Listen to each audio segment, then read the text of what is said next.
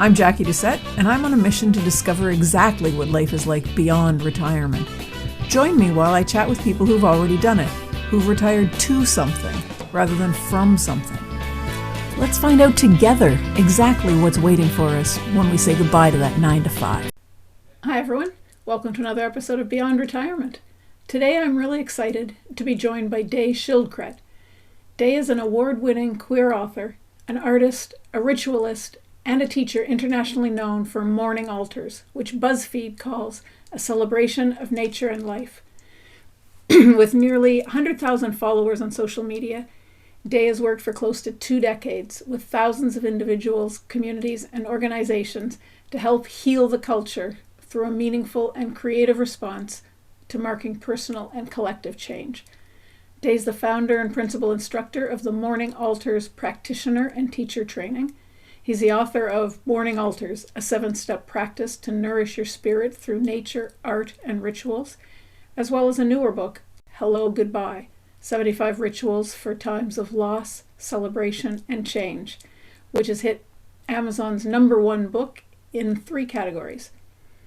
You can find out more about Day at morningaltars.com and at dayschildkret.com, and his handle on Instagram and Facebook is @morningaltars. Day, thanks for joining me today. So happy to be here. Thank you for having me. So let's start with what drew you to the mission that you're on. What made you start focusing your efforts on teaching others how to live meaningful lives? Well, I think that first and foremost, I was taught that way as a kid. So, I grew up in a family and in a community.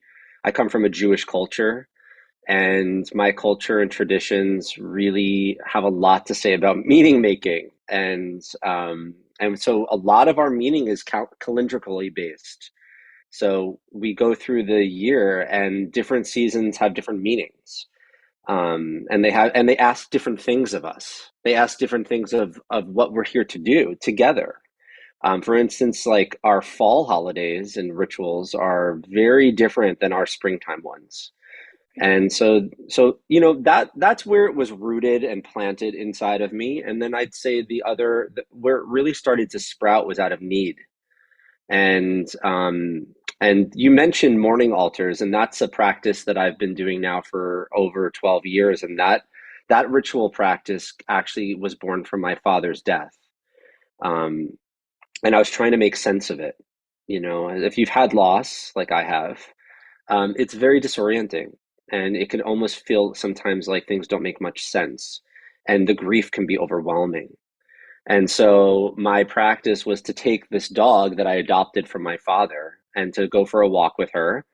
And we would go into nature in the park near my house. And I would sit down and I just would like rearrange the leaves and the branches on, under this tree. And for some reason, it really helped me make sense of the loss. And so I kept doing that. And it became an international movement of people that now I teach a teacher training about it. Tens of thousands of people I've taught over the years, and it helps them mark moments in their lives. And I know that we're here to talk about retirement, and that's a very important milestone moment to mark. And we will kind of get to that. But I'd like to go first through a little bit of a primer on rituals and change, Sure. if you will. First question I'd like to ask is, what's the difference between a ritual and a routine? Great question. Actually, in Hello, Goodbye, I wrote a chapter about it. If you look to the word gives a clue. I'm an etymology junkie. I love etymology. I love to know the roots of things. And if you look to the word routine, it's telling you exactly what it is, because the word route is in it, or root, however you pronounce it. And so routines are there to help us get from point A to point B. We have our morning routines, we have our evening routines, we have our work routines, we have our family routines. They're only interested in helping you get from where you are to where you want to go. That's a routine. Rituals have absolutely no interest in helping you get from point A to point B. What they're interested in doing is actually slowing you down and make meaning. And the word meaning actually means, the etymology of the word, it means a way to remember. So when you're making meaning, what you're actually trying to do is remember something. Remember something important. Remember someone that you've lost. Remember remember something that you did, remember where you are. It's trying to help recollect your memories. And so rituals, that's what they're interested in. They're not interested in helping you get from A to B. They're helping you make something more meaningful. That's really interesting. I like that. Yeah. Because I know when I think of rituals, I think of maybe the church and things that Mhm. go on a routine basis, and that's all trying to make religion more meaningful to the people that are there and making their lives more meaningful. I like But that. yeah, and rituals are, they predate religion. I mean, we've people have been doing rituals before religion, and people are doing rituals even that they don't belong to any kind of religion. And having grown up Jewish, we did, my whole thing is based on religion, but it's like rituals are a part of the people's imagination. They're not necessarily they don't have to be connected to anything religious. It's just about meaning. Right. Right. So many people don't really know what to do when there's changes in their life. Like you talked about the death of your father or other big loss or big changes. Yeah. Why do you think we struggle with change so much, and how can ritual play an important role in helping us? We struggle with change because we're in a culture that resists it. So it's not personal. You're in an actual culture that is constantly I mean, we're in a culture that values youth, number one, right? And it doesn't not value, like, as people change, as start losing your hair, or you start going gray, or you start getting wrinkles. I mean, you become less valuable. We're looking for people and things that remain unchanged.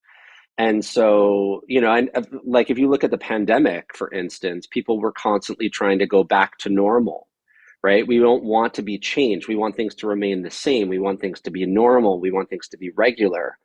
But that's not the reality of life. The reality of life is that it's always changing, it's always impermanent. So, what that does is it makes our population, as people of this culture, almost we're like amateurs when it comes to change. And so something happens, something changes, and most of the time, either we resist it, we hide from it, or we don't know what to do in the face of it. And so part of my mission is, I mean, I'm really onto what I call a ritual renaissance. I want there to be a renaissance of rituals, because there's a way of being in relationship to change that's not scary and not resistant, but that's deeply meaningful and possibly even beautiful. And change really needs us to approach it with wonder. And that's really something that's a skill. And we can get good at wonder. And ritual helps us do that. To actually look at our life. For instance, I know that we're not talking about retirement yet, but to look at our, if we've been in a job for a long time, when we retire, to really wonder, like, where did those years go, and how did it get to be at this point, and what do I do next? And these big questions that we have about our lives, the key skill is wonder. It's not trying to find an answer. It's not shame. It's not whatever it is. It's really just, the question is, like, how did it become this way? And how has it been? And what could it be? And these are big questions. And milestone moments require us to ask big questions. They demand it, actually. Like that. I guess what you're saying is that change is normal. So for us to be having a normal life, there's going to be change all the time. I would say change is constant. Yeah. Yeah. Change is constant, and for us to be for us to actually change, we need to be in good relationship with change. We need to change as life changes. Yeah. So I've gone through your book, Hello, Goodbye. And one of the chapters, as you mentioned, it deals with retirement. Yeah. And that's definitely a time of big change in most people's lives, if not everybody's. I read your rituals around retirement, and there's three of them: the leaving, betwixt and between, and the return. Yeah. And I was hoping that you could talk about each of them and why each of them is important. Yeah, sure. Well, first and foremost, the reason that I created three rituals is because I actually see retirement to be what it's called the rites of passage. And you're passing from something and you're passing into something else. And when there's a rites of passage, there's often a reassessment of purpose. Like I was, and identity. I was this person. Who am I now? I had this purpose. What do I do now? I worked at this place. Where do I go now? Right? It's big questions get raised up again. And most of the time, most of us, we've only been on this side of the passage, on this side of the of in our reality. So we don't know how to answer those questions because we've never been on the other side, right? So if you think of it like you're on one piece of land, there's a bridge, and there's another piece of land, and you're walking through the bridge, right? And that bridge moment is an opportunity for introspection, remembering, listening, wonder, all of these things that are not about productivity. They're about reception, they're about dreaming, right? And so I frame this as a rites of passage. Rites of passage have three steps always. They have the departure, they have but the in between, the ordeal, sometimes it's called, and they have the return. Yeah. And so the departure is you're departing where you've been, your normal life, as things as you know it. This ordeal means you undergo some kind of transformation, something that requires you to really look at things. And then the return is you go back to the same place that you came from, but you're a different person. You're not the same person. You have a different purpose. You're not in the same purpose. So that's the big framing for how I frame the chapter. And I call this ritual the renewing your purpose rituals. And the first one is the leaving. And this one is about essentially gathering your colleagues or your friends or your family together and to actually raise up a glass of wine, or if you're not a drinker, a mocktail or something. And your guests are pouring it for you, asking you a question about your work life in order to raise up remembering that could happen in that moment. So let me give you an example. So there's 7 rounds to raising up a glass. And the first round is the theme of it is commemorate. Commemorate. And the first guest pours the first glass. And the prompt of this ritual is I remember when, I want to forget when. I remember when, and I want to forget when. And you start with your story. How did your years in the workforce begin? Who did you work with in those early days? What were your responsibilities? What were experiences and jobs do you wish you never had? Are there embarrassing stories or unfortunate events that you wanted to share? Like it's an opportunity for you to really commemorate that time. The second round is about celebration.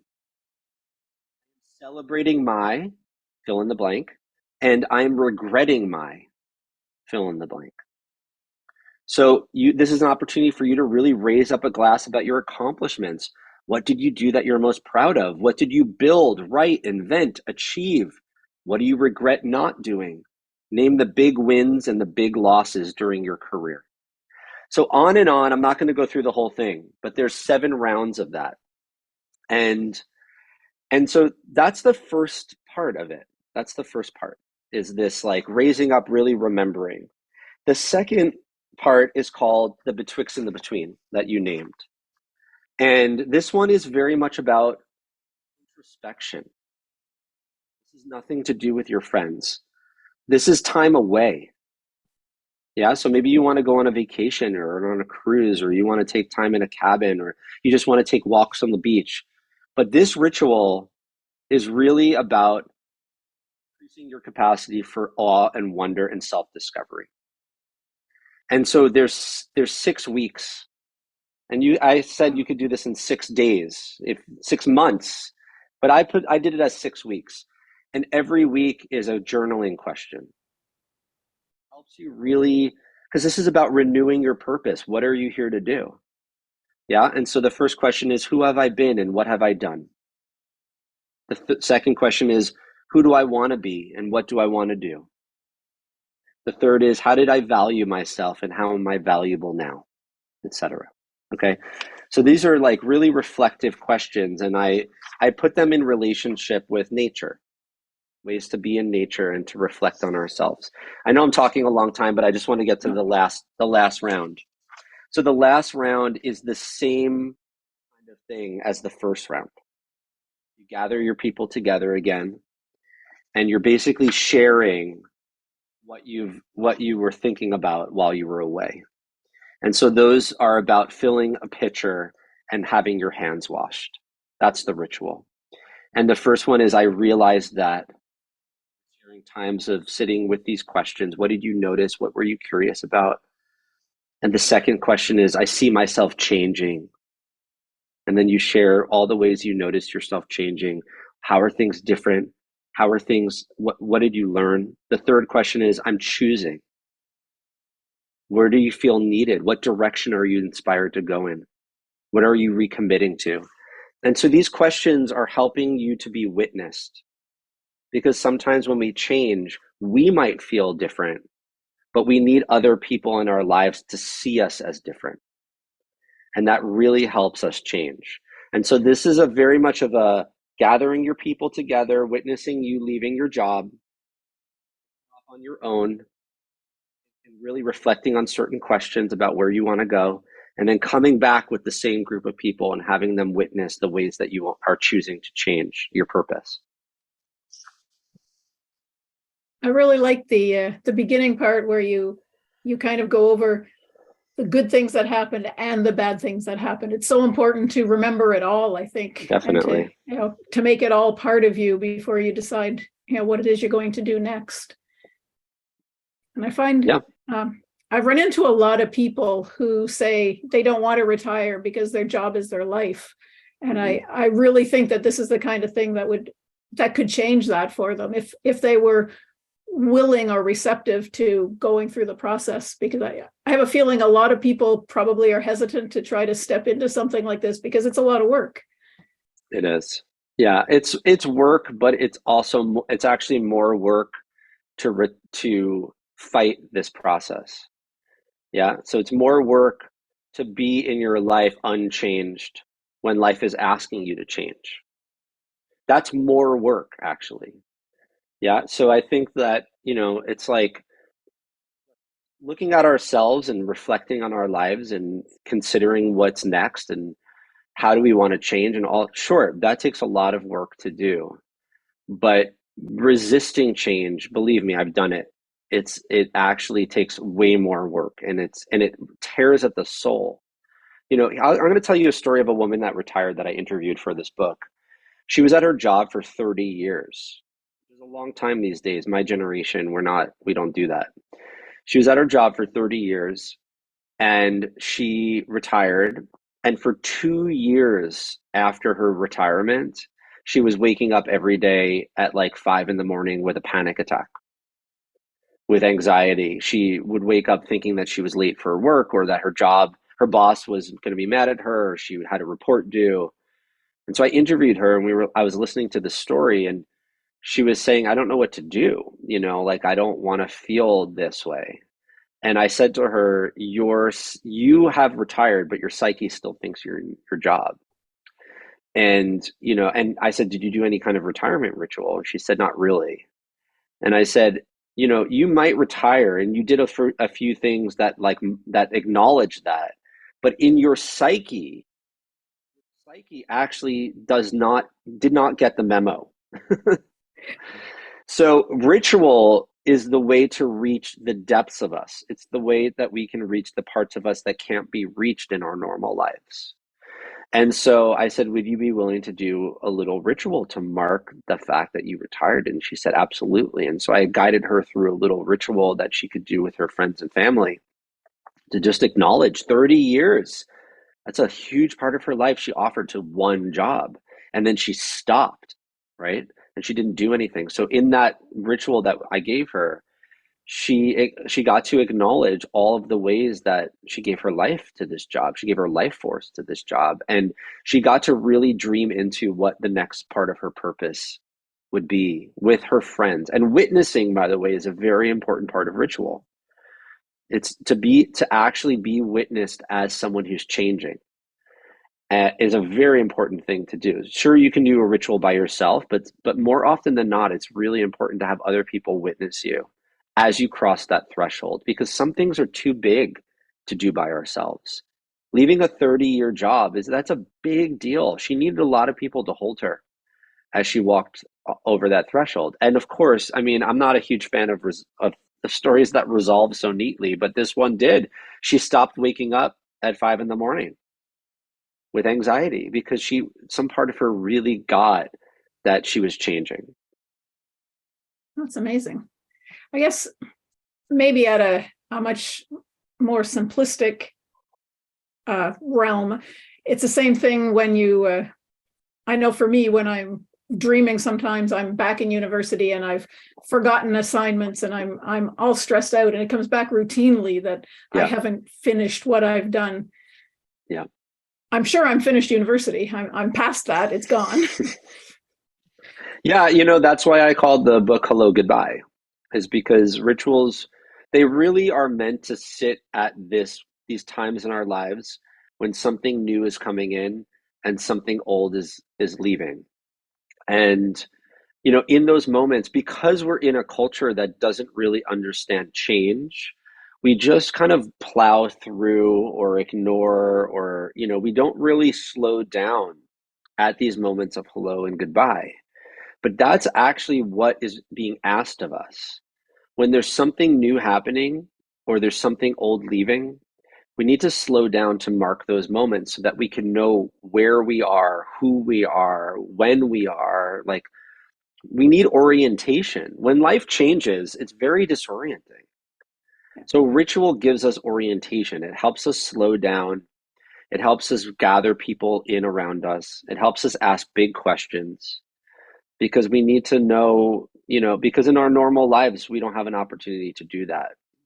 So this is the way we can. So along those lines, then, if someone was already retired, things are going well for them, and they've decided to make a big move, go across the country to a different country, become an expat, this would be a time for some sort of a ritual as well, because they're leaving everything behind and starting something brand new. Is that right? Absolutely. Yeah. I mean, I have a whole chapter in the book on leaving a home or leaving a country. Yeah. I mean, these are big milestones. Leaving anything, leaving a marriage, big milestone. So, in the book, there's a whole section called Rituals for Loss, and Rituals for Leaving. And, and what they do when we can actually acknowledge that something's happening, something big is happening. I'm leaving a big chapter. I'm moving into the unknown. Then we can actually enter into the new chapter with a lot more curiosity, a lot more possibility, a lot more resource. Sometimes when we move from something old to something new and we don't do that, it can feel like we're a little lost, or we can have regret. So these are ways. I keep on using the word orientation, and that's a that's a result of ritual, is we can feel oriented.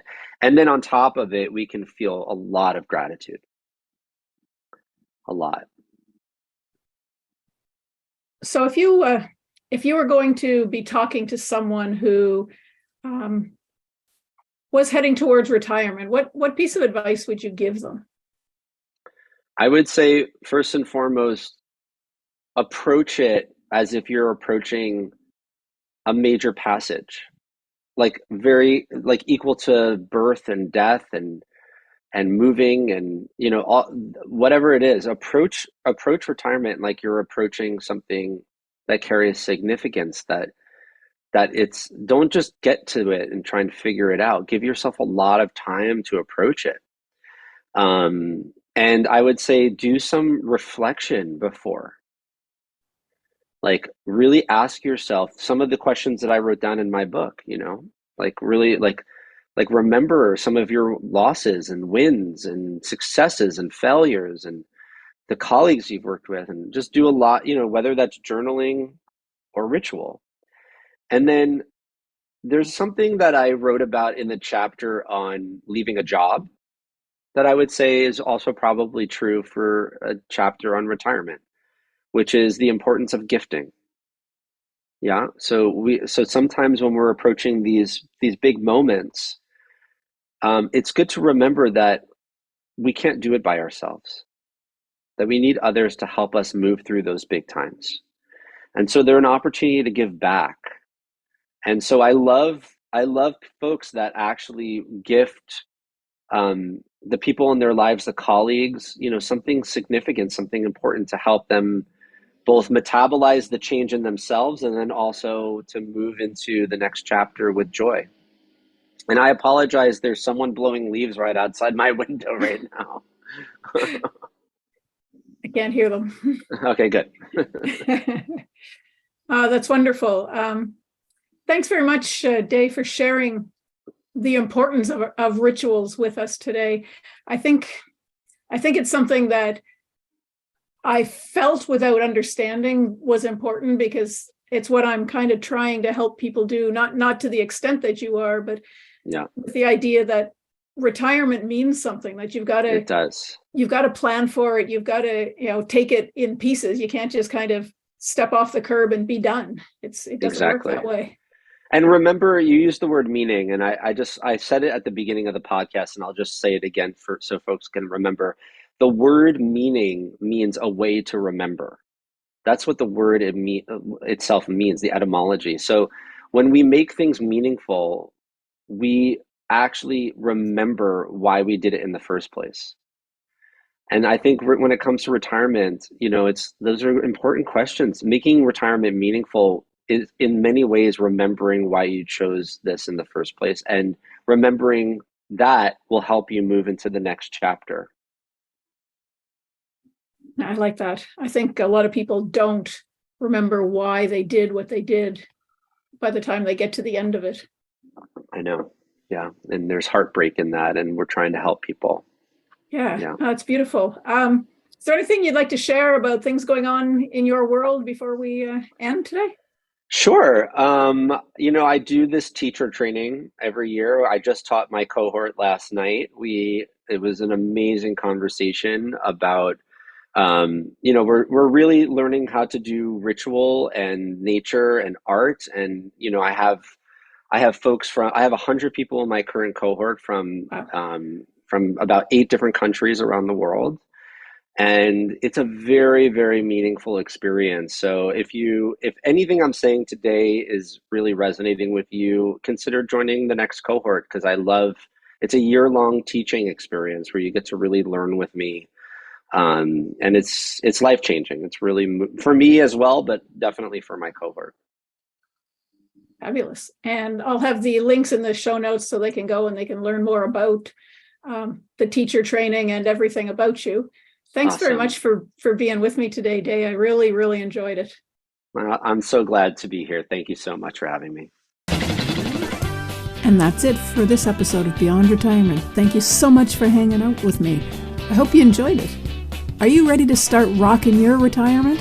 Head on over to www.beyondretirement.ca/rocking it and sign up to plan out your own roadmap for retirement. Don't wait till it's too late.